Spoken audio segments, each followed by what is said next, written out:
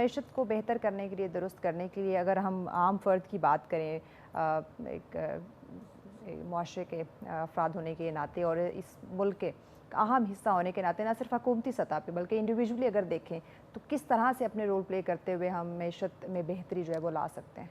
देखिए, हमारे बहुत से डिफरेंट रोल्स हो सकते हैं, ठीक है। हमारे स्टेप बाय स्टेप जो है वो रोल हैं, एक इंडिविजुअल की हैसियत से, एक फैमिली की हैसियत हाँ। से, एक सोसाइटी की हैसियत से।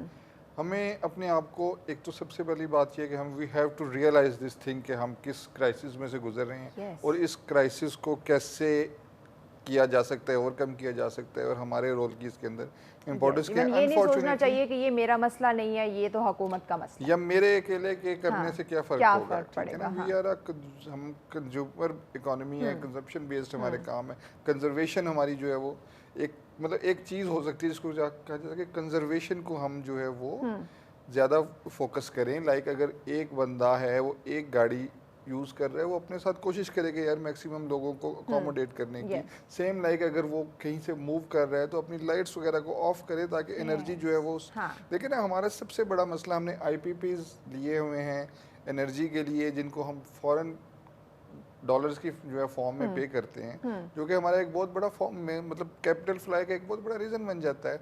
और ऑन द अदर साइड हम एनर्जी के ऊपर ही हमने जनाब इतना ज़्यादा एक बिल्कुल ही कैजुअल सा एटीट्यूड रखा हुआ है हर तरफ।